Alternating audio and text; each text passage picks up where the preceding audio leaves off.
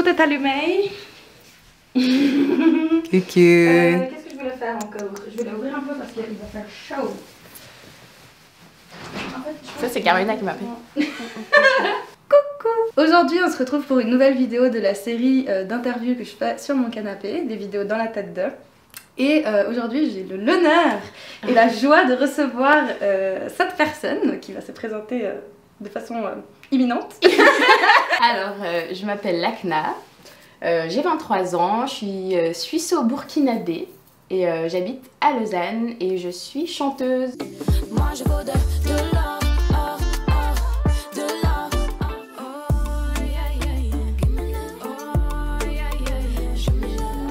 dans tous les sens, tu t'emportes, tu fuis en courant, y'a plus de place dans mon fauteuil, depuis que t'es plus dedans. Du coup il y aura son Insta et son YouTube et vraiment je t'invite à aller écouter parce que c'est pépitesque. Mais aujourd'hui on est là non pas pour parler que de ce que tu fais mais aussi de qui tu es parce que je pense que c'est ça qui est important. Bon alors qu'est-ce qu'il faut savoir sur moi? Comment tu te vois en fait? Je me vois comme quelqu'un d'extrêmement sensible et d'extrêmement excentrique à l'inverse et d'extrêmement timide mais personne ne me croit jamais. Sinon, quelque chose qui est impactant dans ma vie, c'est le fait que la moitié de ma famille habite au Burkina dans un contexte socio-culturel complètement différent et où il y a une énorme différence de classe par rapport à un autre bout de ma famille et ça m'a beaucoup impactée dans ce qui m'a fait mal et ce qui m'a pas fait mal. Ah, je suis fille de griot, donc au Burkina c'est un métier et son travail dans le village c'est de retranscrire la tradition orale en chantant et il s'accompagne d'un goni, c'est une guitare avec une calebasse un peu. Ton papa donc? Ouais. D'ailleurs, si vous êtes à Genève, il chante souvent dehors et on l'a croisé l'autre jour. Mais oui, ça vraiment c'était super particulier parce qu'en fait, genre ton père, je suis sûre de l'avoir croisé plus d'une fois en fait, avant même de te connaître. Bah bien sûr. Et il y a une fois on se baladait au bord du lac et là elle me dit ah mais c'est mon père, donc un musicien. Elle m'a fait mais tu rigoles. J'étais là, mais arrête moi ce monsieur je le vois, enfin je vois qui c'est et tout, c'est ton père et je la croyais pas. Au début je croyais qu'elle se foutait de ma gueule, en fait non c'était vraiment son papa qui jouait. Peut-être qu'on mettra une photo s'il est d'accord. Oui on peut mettre une photo bien sûr. La la mama dara surula dinu gala mama kuluma fengala dinu gala fanta kuluma fengala. Mais ouais, il y a probablement des chances que si t'habites à Genève ou tu passes aux alentours, tu l'aies déjà croisé. Autour du lac. Et moi j'aime trop ce qu'il fait. Enfin, ouais. Ça m'est déjà arrivé de m'arrêter et de l'écouter et tout, parce que... ça, genre il transmet un truc. Ouais, il a un don mon papa. Après, quand t'es ado et t'as ton père qui chante dehors avec son goni, putain c'était dur à assumer hein. Franchement maintenant je suis hyper fière et puis il a vécu des trucs difficiles et pour lui c'est aussi sa façon d'aller bien dans un pays comme ici et de se sortir de sa maison et de bouger, de voir ses potes. Enfin, chez nous c'est vraiment culturel de faire de la musique dehors en fait. En fait ça s'inscrit dans le métier qu'il a de base au Burkina. Exactement. Donc en fait oui, il raconte l'histoire des familles, il va dans les familles puis on le paye pour qu'il raconte ce qu'ils ont fait les ancêtres, enfin les légendes, puis en général c'est un peu florifié, enfin ouais, florifié. Romancé. Romancé, ouais. Et sinon il y en a aussi qui vont accompagner les chasseurs, enfin il y a tout un espace de secret et de spiritualité aussi parce que c'est enfin il est animiste, du coup il y a plein de... toute une histoire là autour. Mais du coup là, est-ce qu'il exerce son art, enfin son don aussi en Suisse du coup, vu que là tu me parlais d'une tradition qu'il y a au Burkina qui se transmet entre personnes par la tradition orale, mais du coup ici il peut continuer de le faire? Ouais, en fait s'il est venu en Suisse c'est justement pour faire de la musique traditionnelle ici avec un groupe, puis il a voyagé dans plein de pays et puis maintenant un peu moins mais oui, il le fait aussi ici. Puis et du coup, il y a des gens de notre pays qui vont aussi lui demander de venir à des mariages. En fait, moi je trouve ça intéressant que tu commences par parler de ton papa parce que je pense que... Enfin, j'imagine qu'il a été une grande inspiration pour toi par rapport à ce que tu fais aujourd'hui puisque la musique c'est un peu genre de ce que j'ai compris, parce que quand même je la connais un petit peu du coup, ça a l'air d'être quand même hyper central dans ta vie, hyper important. Comment tu ferais le lien entre ton histoire familiale, ce qui fait ton papa, et comment la musique elle est arrivée dans ta vie? Bah, le truc avec les griots, c'est qu'en fait c'est héréditaire. Mais après, moi j'ai beaucoup habité avec ma maman qui est aussi une artiste mais qui fait du théâtre, de l'accordéon. Mais il y a ce truc de lignée, mais par contre mon père il m'a pas transmis vraiment la tradition du griot, il m'a pas appris à jouer, enfin un peu, mais franchement je suis nulle, à jouer du goni, à chanter. Mais par contre il y a ce truc de musique qui est omniprésent depuis que je suis petite. Tu te rappelles des premières fois que tu as été en contact avec cet art? Je sais que quand j'étais petite, j'étais devant la télé et je chantais et je disais à ma mère, je chante hyper bien. Genre, humilité zéro. J'étais là. Franchement, maman chante hyper bien, mais genre 6 ans. J'étais devant Priscilla, je me rappelle, puis je disais, je vais devenir une star si jamais. C'est trop bien. Et ma mère était là, mais bien sûr, va faire tes devoirs. Et trop bien. en fait, une fois que j'ai commencé à chanter, c'était à l'école, j'avais fait il y avait un peu des journées thématiques, puis on avait pu aller dans un studio. Et du coup, j'avais chanté là-bas, et j'avais fait écouter à ma mère, et elle avait pas cru que c'était moi. Parce que quand je chante, j'ai une voix beaucoup plus basse que quand je parle en fait. Du coup, elle avait pas cru que c'était moi. Et mon père, en fait, depuis que je suis gamine, il lui a toujours dit. Parce qu'elle lui disait, mais Madou, pourquoi t'apprends pas ta fille en fait à chanter? Puis il disait, ah, mais elle va chanter. Ah, et lui pour lui c'était évident que. Il disait, elle va chanter de toute façon. Waouh! Voilà. Trop bien! En tout cas, c'est magnifique ce que tu fais, vraiment. Moi j'adore. Hein. J'ai écouté plein de fois des sons en boucle en mode genre. J'ai des frissons! Parce qu'en fait, je trouve que ce qui est beau avec ce que tu fais, c'est que, ok, t'as des gens qui chantent bien et tout. Alors, moi je suis pas une experte dans le domaine, donc mon avis vaut ce qu'il vaut. Mais oui, il y a des gens qui chantent bien, qui ont une belle voix et tout. Mais je trouve que c'est pas pareil d'entendre quelqu'un qui chante juste bien, entre guillemets, que quelqu'un qui vit la passion du chant, tu vois. Genre, genre toi, je trouve que quand on t'entend, genre c'est. Waouh! Enfin, c'est. Comme tu parlais de don pour ton père, il y a vraiment ce côté, genre. Tu donnes de toi, de ta personne, de ton âme. On voit qu'il y a un.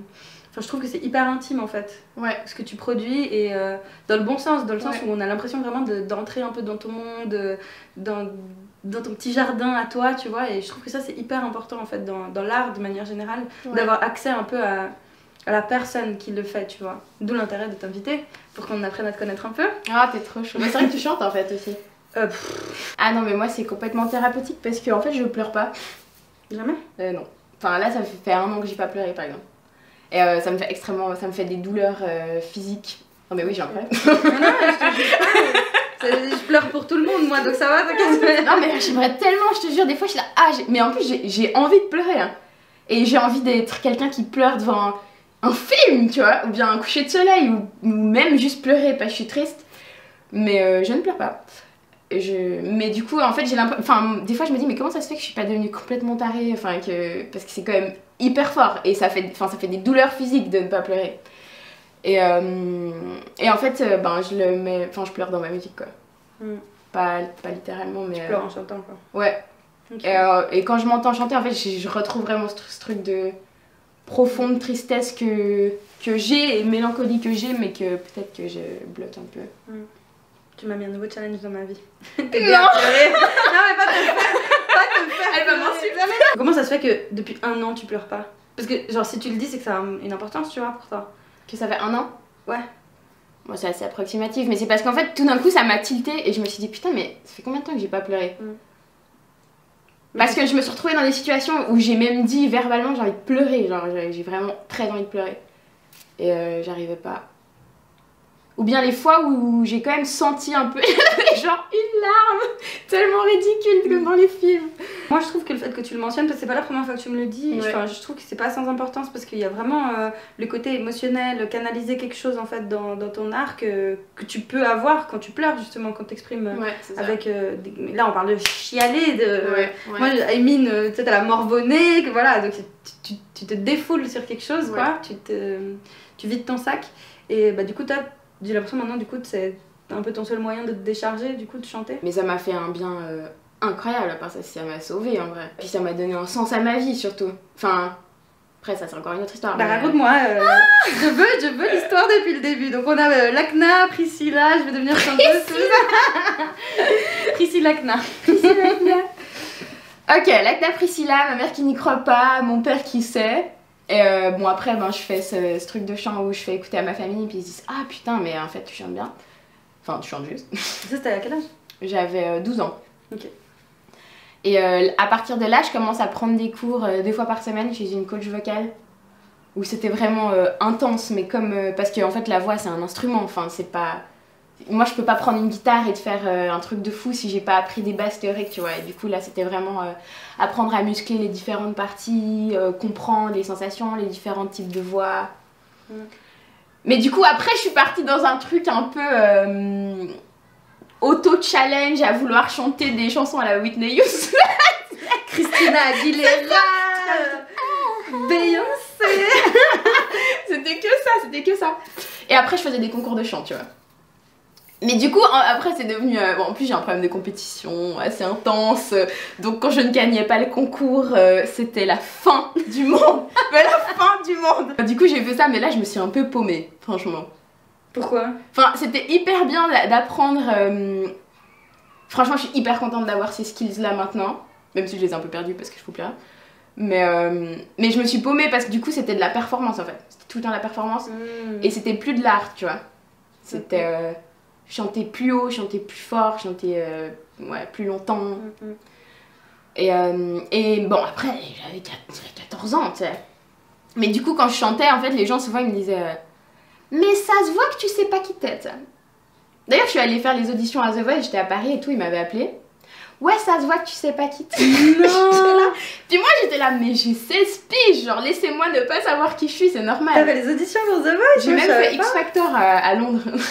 Les auditions ou t'as fait le... Ils nous ont appelés. Non, je suis pas passée. En fait, j'ai fait un groupe avec 3 potes à moi et ils nous ont fait venir depuis la Suisse. Non, ouais. mais je savais pas, ouais. Trop ouf, meuf. Ouais, c'est vrai, j'oublie des fois. Oh, un détail comme ça. Non, même. Mais c'est pas très important. Sens. Je suis allée foutre là-bas. Mais bref. Puis ouais, à ces moments, on me répétait tout le temps ben franchement, ouais, t'as une voix cool, t'as un timbre et tout, mais tu sais pas qui t'es. Et ça voulait dire quoi pour toi? Moi je prenais hyper mal, quel béaba, mais laissez-moi ne pas savoir qui je suis, j'ai 16 piges. T'étais d'accord avec le fait qu'il disait ça? Enfin, est-ce que déjà tu comprends quand quelqu'un te dit que c'est pas qui t'es? Enfin, genre comment ça? Mais en fait, pour moi, c'est quoi savoir. Enfin, oui, mais c'est un processus. C'est un processus énorme de savoir qui. Enfin, en fait, d'aller à la découverte de toi-même, tu vois. Je trouvais complètement débile de me dire que je savais pas qui j'étais. Et en plus, je trouvais que j'étais quand même assez assurée de moi. Mais après, savoir qui t'es dans l'art, c'est vraiment. T'as été très fouillée dans tes tripes, ce qu'il y a de dégueulasse. Et t'as regardé. Tu t'es regardé en face, tu vois. Et c'est un processus extrêmement douloureux en plus. Tu dirais que depuis, tu sais qui t'es? Je dirais que je suis en train d'apprendre maintenant et que ça fait mal. Les artistes torturés, c'est pas une légende. Mais en fait, tu taffes toute la journée, tu taffes sur ton art qui vient de tes propres émotions. Tu taffes, d'un point de vue complètement nul, mais sur ton marketing, sur quelle partie de toi tu veux représenter. Parce que moi, je dis toujours qu'un artiste, au final, d'un point de vue. Comment dire ça? Ouais, plus marketing, il se définit en 3 mots, tu vois. Mais ça doit être des mots qui t'appartiennent, ça doit être des adjectifs. Mais ça va être ces 3 côtés de toi que tu veux mettre vraiment en avant, tu vois. Et en fait, du coup, tu travailles tout le temps sur toi, tu travailles sur tes émotions, tu travailles sur ce que tu as vécu, tu travailles sur ce que tu veux retranscrire, sur qui tu es, sur qui tu veux être, sur qui tu étais. Et du coup, c'est vrai que des fois, ça peut un peu refermer la coquille. Et en plus, tu peux te perdre dans ce jeu-là, tu sais. Toi, du coup, c'est quoi tes 3 mots?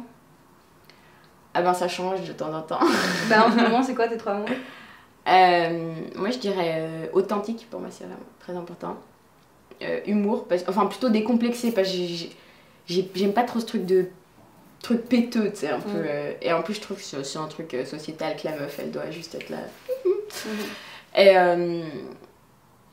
Et ça pourrait être mon 3e mot. Soul, enfin vraiment l'âme, tu vois.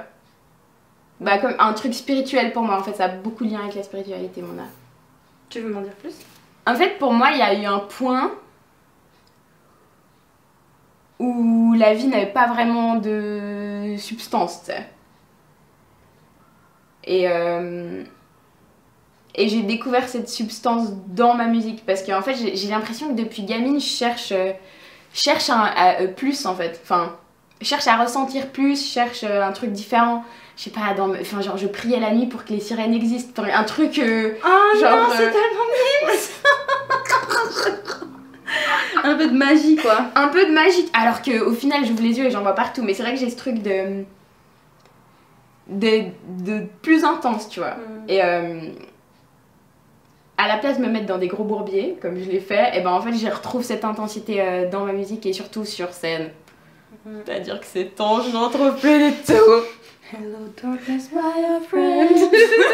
Mais je trouve qu'on a tous un truc qui nous donne cette impulsion-là, et qu'en fait le taf c'est vraiment de suivre ça et de se mettre dans un état émotionnel et psychologique et corporel où tu peux capter cette impulsion-là en fait.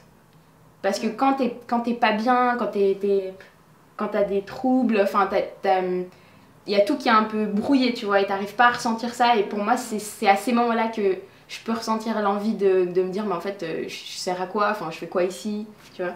On parle beaucoup de la musique et tout, mais j'imagine qu'il y a plein d'autres choses qui font que tu es qui tu es et qui t'aident aussi à canaliser un peu tout ça. Ce serait quoi ces choses-là?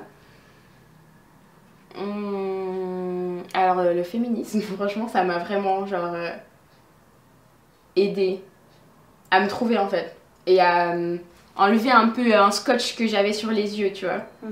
Mais des fois c'est dur en fait. J'ai l'impression que plus tu te cultives sur un sujet, plus du coup tu t'en deviens lucide, plus tu t'écartes un peu d'une majorité, plus c'est difficile. Et du coup il y a eu des moments où j'ai creusé et lu plein de trucs et tout, puis au bout d'un moment franchement ça me faisait mal. Enfin vraiment ça me faisait mal parce que j'en voyais partout. Des problèmes, des causalités de ce qu'on avait vécu, enfin ce que nos grands-mères avaient vécu, et je commençais à en vouloir trop tout le temps. Et du coup j'ai pris un peu du recul et maintenant je le vois tout le temps et je suis énervée. Et c'est un bout de ma bataille, mais vu que c'est pas ma bataille complète, j'essaie quand même de prendre un peu de recul, tu vois. T'inclus ça dans ta musique? Alors je passe pas forcément des... Je dirais que j'essaye d'inclure un truc de empowerment. Tu l'incarnes. Voilà, c'est ça, j'essaye d'incarner ça. Mais c'est ce truc décomplexé en fait, j'en ai rien besoin, genre. Et j'ai besoin de voir ça en fait.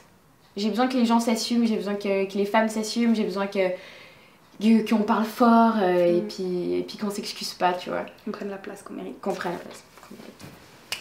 Qu'est-ce qu'il y a? Le féminisme, la musique, qu'est-ce qu'il y a d'autre qui t'aide à faire ce puzzle de ta personne? Rien. Bon, après, des trucs de sociologie, tu vois, enfin les différences de classe, moi ça me... Ça te touche? Ouais, t'en parlais avec ta famille, enfin, ça m'intéresse que tu m'en dises plus parce que j'ai pas... Enfin, on en a pas vraiment parlé. En fait, je remarque, étant métisse, que la plus grande différence, ça va pas être mon pays de mon papa et mon pays de ma maman, ça va être la différence de salaire entre les deux, tu sais. C'est plus la dimension du coup économique en fait. C'est plus la dimension économique, elle me... Enfin, il y a un vrai racisme là-dedans, tu sais. Et il y a une vraie différence. Enfin, pour moi, un pauvre en Suisse, il va avoir plus de liens avec un pauvre au Burkina qu'un riche en Suisse, tu vois. Et même des fois, enfin, je le dis souvent, mais j'ai l'impression qu'en fait, si tu veux, t'as tout un univers de douleur qui est complètement déconnecté et qui est incompréhensible à une autre partie de la population, naturellement. Et qui n'est pas à juger, bien sûr qu'on a des différentes échelles de douleur, on a différents problèmes, mais quand t'as un pied dans les deux et que tu vois des deux côtés, c'est extrêmement douloureux, ça. Et c'est extrêmement dur d'être empathique et de... Je pense que c'est aussi une des raisons pourquoi je me suis complètement coupée de mes émotions, tu sais. En mode... Moi, j'accepte pas de pleurer pour ces problèmes-là. Mais j'ai pas envie que ça paraisse genre, ouais, nous on a des vrais problèmes, les pauvres, tu sais, c'est pas ça. C'est pas ça, mais c'est un respect que je dois avoir par rapport à mon papa, par rapport à tout ce qu'il a vécu, par rapport à même ma maman, par rapport à mon petit frère, ma petite soeur qui sont au Burkina, c'est... Je sais pas. Je sais pas comment expliquer ça. Non, bah oui, ça te fait relativiser en fait. Moi je vois totalement de quoi tu parles parce que j'en avais parlé vite fait dans les vidéos où j'expliquais que j'avais genre compris dans ma vie que j'étais pas une bourgeoise et parce que c'est à cause de ça en fait. C'est parce que moi, la moitié de ma famille qui est en Colombie pour le coup, genre vit une précarité et dans une violence extrême et du coup il y a toujours cette dimension de dire ok, moi l'échelle de mes souffrances comparée à ce que vit ma chair là C'est ça. à l'autre bout du monde, c'est du pipi de chat, alors C'est que ça. en fait, bah oui, ça te fait quand même Bien vivre des choses. Enfin, je veux dire, même nos petits problèmes de merde, ils nous touchent, quoi, et ils ont de l'importance. Et puis, c'est même pas des problèmes de merde. Je veux C'est dire, ouais, c'est ça, c'est pas des problèmes de merde. mais il y a toujours cette double. En fait, t'as une sorte de double conscience, je pense, de fait de savoir que. Putain, tu pourrais être là-bas, toi. Ouais, Tu c'est pourrais ça. être dans cette situation. Ouais, et Et t'as pas le droit ouais. d'aller mal ici, en C'est fait. ça. C'est en fait par respect, je peux pas me permettre de faire ça. Alors qu'en fait, au final, ça m'aide pas du tout. Et comme je disais, on a vraiment des échelles de souffrance qui sont complètement déconnectées et qui sont complètement valides. Mais quand t'as les pieds dans les deux, tu sais Je sais pas. pas. Mais c'est comme par rapport, rien qu'à par rapport à l'identité culturelle, tout ça, c'est le problème de beaucoup de métis, d'autant plus quand c'est une question de différence de couleur de peau entre les deux parents. C'est genre, mais du coup, dans mon pays, je suis une blanche, et puis dans un autre pays, je suis une noire, et puis en fait, je suis rien des deux, et puis en fait, je suis qui, et puis tu vois. Ouais. Mais oui, on a pas de pays. Enfin. Non, mais moi, je vais au Burkina, on m'appelle Toubabou, tu vois, ça veut dire blanc. J'étais là-bas, il y a une fille, elle m'a regardée, puis elle m'a dit j'imagine pas plus blanc que toi. Ah bon, moi j'ai éclaté de rire, c'est là, bon bah viens ici, tu vas voir, tu vois. Mais là-bas c'était vraiment, et même mes cheveux, elle va me dire ah t'as des bons cheveux, ou bien ah c'est une perruque, enfin tu sais. Et ici à 8 ans on m'a dit dégage sale nègre, tu vois. Mais le pire c'est à 10 ans on m'a regardé et on m'a dit putain ta mère elle a vraiment sucé un nègre. C'est atroce. Un gamin qui avait 1 an de plus que moi, tu vois. Du coup, enfin, je vais où? Ouais, chiqui, quoi. Ouais, c'est assez dur. Mais j'en parlais l'autre jour avec ma mère parce qu'en fait, j'avais un peu des reproches. Pas des reproches, mais en fait, je trouvais qu'il y avait quand même... Il y avait... comment dire ça? En fait, étant parent d'un enfant métis, il y avait un rôle de ne pas se déconnecter complètement de l'autre pays, tu vois ce que je veux dire? Et j'en veux pas du tout à ma famille, chacun, enfin c'est aussi le début, maintenant il y a beaucoup de métis, avant il n'y avait pas forcément autant que ça. Et je disais en fait, j'aurais trouvé, vu que j'ai grandi avec ma maman, puis je voyais quand même mon papa de temps en temps, mais j'ai vraiment grandi avec ma maman, j'aurais trouvé normal de me faire connaître cette culture-là et de prendre cette culture-là autant que moi, tu vois. Parce qu'avoir un enfant métis, c'est pas juste ah mais moi je suis blanche donc... je vais donner la partie blanche et ce sera au papa. Parce qu'en plus, ben moi, dans mon ethnie, si t'es une femme et que t'as une fille, c'est à la maman de l'éduquer, tu vois. Et je remarque souvent cette souffrance-là chez des amis qui ont la maman qui est blanche, enfin qui est du pays où elles vivent, et le papa qui vient d'un autre pays, parce que souvent, bah, on a été éduqué par la maman. Et du coup, tu peux avoir cette sensation d'être éduquée comme un blanc, mais en même temps, toute ta vie, on t'a rappelé que t'étais pas blanche. Et ouais, je trouve que c'est une responsabilité pour les parents, en fait. Toi, t'as senti qu'il y a une sorte de carence dans ta famille par rapport à ça, qu'on n'avait pas su te restituer, entre guillemets, des choses qui te concernent? Ouais. Mais pourtant, la plupart des choses que je sais du Burkina, ça vient de ma maman, tu vois, parce qu'elle s'y est intéressée. Mais par exemple, moi, j'ai grandi dans un... Enfin, d'abord, j'ai grandi à Genève, après j'ai déménagé dans un petit village de la Camprousse fribourgeoise. Et à ce moment-là, j'avais pas capté que j'étais métisse déjà. C'est là qu'on me l'a fait remarquer en me disant que j'étais nègre. et en fait, la réaction que t'as quand on dit des trucs comme ça, c'est de vouloir gommer ton identité qui est différente, tu vois. Par exemple, si je me dessinais blonde. Oh non. Avec des cheveux lisses. Bébé, c'est trop triste. Non mais c'est trop triste. Ouais, bien sûr, c'est trop triste. Mais du coup, en fait, j'avais un rejet de cette culture-là, tu vois. Ouais. En mode, je pouvais pas arriver à l'école et parler du là, enfin, et dire ouais, et chez moi c'est comme ça, et montrer à quel point c'est beau. Parce qu'en fait, j'avais juste envie de... J'étais la seule noire de l'école, tu vois. Et on me traitait vraiment comme la noire, alors que en plus je suis hyper claire pour une... Après on me dit oh tu es vraiment claire, hein, t'as pas du tout l'air métisse, enfin bref. Mais on me traitait vraiment comme une noire. Puis même quand on me disait ouais mais ça c'est parce que t'es noire, enfin toute la journée, tu vois. Donc toute la journée moi je voulais dire non mais je suis pas noire, j'y connais rien. Enfin tu vois.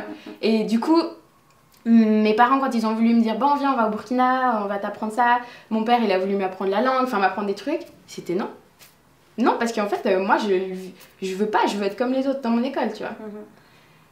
Et à ce moment-là, j'aurais bien voulu qu'on me force pour que maintenant je sois plus en accord avec ces deux parties de moi, tu vois, que je suis en train de retrouver complètement et que ça fait des années que je retrouve. Et au final, j'ai quand même baigné dans une culture africaine, tu vois, mais enfin burkinabé. Mais je trouve que à ce moment-là, on n'aurait pas dû me laisser le choix en fait. Parce que si mes deux parents ils avaient été du Burkina et que j'avais été dans cette école-là, ils en auraient rien à foutre, tu sais. Ils m'auraient fait du tout à manger quand même. Enfin... Mais par rapport à cette question de classe, du coup, genre, ce que tu voulais dire, c'est par rapport vraiment à ta manière de gérer tes émotions maintenant. Ouais. Est-ce que le côté pauvre, tu vois, de ta famille, est-ce que ça impacte aussi d'autres sphères de ta vie? Bah ça impacte tout. Genre, enfin mon fondement, ouais. Mais ça impacte une grosse culpabilité en fait. Enfin, moi j'ai un super bel appart, je vis en coloc, enfin t'as vu, j'ai un appart de youtubeuse. Et mais quand mon père vient, je suis mal je suis mal à l'aise. Et à part ça, c'est même pas la famille burkinabé. Enfin, j'ai une partie de ma famille qui est suisse, qui peut aussi avoir des problèmes d'argent, tu vois. Et ouais, c'est une grosse culpabilité en fait. Alors qu'on ne devrait pas culpabiliser directement parce que genre c'est le but de nos parents, c'est que justement qu'on n'ait pas la même vie que eux, celle qu'ils ont eue. Mais je pense que il y a rien de plus humain dans le fait de juste se voir comme un groupe quoi et de se dire mais je veux que le groupe auquel je m'identifie ait accès aux mêmes choses que moi, tu vois, pas juste parce que oui, dans la pensée individualiste mainstream, on se dirait mais c'est bon, tu fais ta vie, tu penses pour toi, chacun son chemin, tout ce que tu veux. Mais non, c'est normal aussi de vouloir le meilleur et ce à quoi on a accès aux personnes en fait qui nous sont chères, tu vois. Bah ouais. Genre dans ton expérience en fait on voit qu'il y a plein de trucs qui s'entrecroisent. Il y a la couleur de peau, la classe sociale, le fait d'être une femme, le fait aussi que tu l'as pas encore dit, je sais pas si tu veux en parler, mais le fait que t'es queer. Bref, il y a plein de trucs qui interagissent entre eux. Ouais, c'est hyper antagoniste, c'est-à-dire comment on dit quand c'est opposé. Ouais, c'est ça. Ouais. Mais du coup tu te paumes, tu sais. Et t'as là, dans la musique, j'ai l'impression que tu cherches à tout mettre ensemble, quoi. Genre à dire, moi. Ouais. Ouais, mais je te dis, sans ça, je serais un puzzle, un morceau là, et puis... Et puis ça irait pas du tout. Je pense que j'ai toujours été attirée aussi par les femmes. Je me suis dit, putain, je vais aller me manifester pour un truc en plus. Allez, une balle de plus dans mon attirance. Je suis là, ah putain. Et là, c'est en plus, mec, faire accepter ça. D'ailleurs, j'ai pas forcément dit à mon papa, mais je ne lui montrerai pas cette vidéo. Mais faire accepter ça à un autre pays qui a des autres mœurs et tout, t'es là, un problème de plus. En fait, moi, je suis quelqu'un qui vit assez fluidement. Enfin, d'ailleurs, je ne m'étais pas posé la question en fait. Ce qui était complètement con. Je crois que c'était juste hétérosexualité normative. Ouais. Genre, je m'étais dit, oh, un garçon. Oui. Je suis une fille, tu es un garçon, voilà. Équation résolue. Et mais après, il y a eu un moment où j'ai pu être attirée par des femmes. Et au départ, je disais tout le temps, ouais, moi je pourrais embrasser une meuf, tu vois, mais coucher avec une meuf. Mais jamais. Genre... Never. Mais tu sais, un peu... Enfin, mais c'est important ce moment-là quand même, parce que c'est juste ouvrir la porte. En fait, j'ai l'impression qu'une fois que tu te permets... Enfin, une fois que j'ai pu vraiment fantasmer sur une femme, dans tous les aspects, et que je me suis permise, c'est là que je suis tombée amoureuse d'une femme, tu sais. Alors qu'à mon avis, j'aurais pu tomber amoureuse d'une femme beaucoup avant. Mais quand moi, je me suis donné l'autorisation, c'est là que ça a marché. Oui, c'est un processus qui est long, enfin, c'est pas du jour au lendemain, tout d'un coup tu te dis ah c'est bon, tout est clair. Je suis pas une artiste qui va revendiquer ça à 1000%, tu vois. Parce qu'en fait, pour moi, c'est quelque chose qui est venu tellement naturellement et qui n'a jamais été un problème dans ma vision de la vie, qui a été quelque chose de complètement normal. Et une fois, au moment où j'ai vu qu'en fait, quand j'aimais une femme, c'était la même sensation que quand j'aimais un homme, je me suis dit mais c'est du bullshit. Enfin bref, après peut-être que c'est parce que c'est ma pansexualité ou je sais pas. Mais du coup pour moi ça va être quelque chose de naturel de, par exemple, de mettre au féminin, dans mes chansons parler d'une femme une fois, parler d'un homme un autre, de mettre une femme dans un clip. Mais j'ai pas envie de le vendre comme le truc central c'est que c'est une femme et que je peux coucher avec une femme. C'est pas ça en fait. C'est le truc central, c'est que c'est une histoire d'amour, c'est que c'est un truc qui parle d'une relation, c'est un truc qui peut aussi parler juste de cul, mais pour moi c'est pas ça doit pas être quelque chose d'étonnant en fait. Parce que pour moi, c'est pas étonnant. Donc tu veux juste normaliser le truc en fait. C'est complètement banal, enfin ouais, c'est ça. Pour moi, c'est complètement. Ça coule de source en fait. Mais moi ça me fait penser au fait qu'il y a plusieurs stades en fait dans l'activisme entre guillemets, c'est qu'il y a le côté dénoncer quelque chose et donc mentionner le fait que bah voilà, toi tu vis du racisme, tu es noire, toi tu es une femme lesbienne, tu vis de l'homophobie, etc.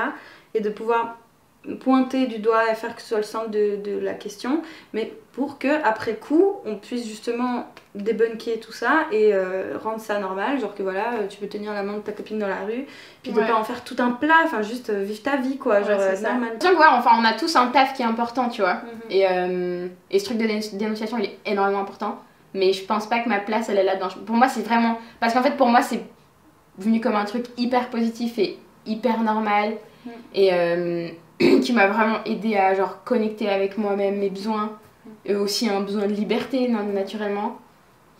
Et ouais, pour moi c'est vraiment juste enlever, enfin j'ai juste enlevé des murs qu'il y avait autour de moi qui avaient aucun sens, tu vois. Mais puis ça démocratise juste le fait que voilà, ces histoires existent quoi. Bah c'est ça, mais moi juste d'en parler avec mes potes, dire ouais moi quand je suis avec une femme c'est comme ça, quand je suis avec un homme c'est comme ça, quand je suis avec une femme il y a ça qui est différent, tu vois, il y a ça qui est cool et il y a ça qui me fait du bien. Mais franchement, une pote sur deux elle me dit ouais mais en fait moi je crois que je pourrais complètement être avec une femme, tu vois. Et juste le fait de dire genre oui bon après we are marvelous. Je pense que c'est ça qu'on a besoin aussi, c'est que en fait quand on entend parler d'une thématique sociale en particulier, là en l'occurrence l'homosexualité ou d'autres sexualités qui sont pas hétéros, c'est vrai qu'à chaque fois quand on en entend parler, ça doit toujours être d'un point de vue super tragique, genre c'est grave, votre enfant, il risque d'être harcelé. Tu vois, il y a vraiment cette dimension genre lourde quoi. De souffrance, ouais. Puis, en fait, on aimerait bien pouvoir aussi avoir des représentations qui sont pas forcément toujours associées à la souffrance, même si c'est important de la montrer cette souffrance et tout, mais d'avoir justement des gens comme toi qui veulent juste genre parler d'amour et de cul et de juste vas-y, c'est juste une histoire parmi d'autres et puis ça représente une réalité qui peut être normalisée en fait. Mais je te disais, bah dans mes 3 mots, c'est vraiment décomplexé. Juste, je suis décomplexée en fait. Je m'en bats les couilles. Mais c'est super, bah, j'espère que les gens ils ressentiront ça. Bon, ben vraiment, je te l'ai dit déjà moins 15 fois, mais je suis trop contente que tu aies accepté de venir. J'espère que ça te plaira. J'espère que du coup, si tu connaissais pas l'ACNA avant et que tu la découvres avec cette vidéo, vraiment que tu me diras qu'est-ce que tu en penses dans les commentaires, toujours dans la bienveillance et le respect s'il te plaît. En tout cas, moi il y a plein de sons là que j'attends avec impatience sur Spotify. T'as Spotify aussi, non? Ah oui, j'ai Spotify aussi. Bah voilà, mais attends. J'ai un EP qui sort en septembre et plein de sons qui sortent maintenant. J'ai grave hâte de voir tout ça et puis bah n'hésite pas enfin ça si t'as envie de réagir à ce qu'elle a dit parce que tu te reconnais ou juste que t'as envie de compléter quelque chose et tout, libre à toi de le faire et voilà, on se retrouve bientôt, bisous, ciao ciao.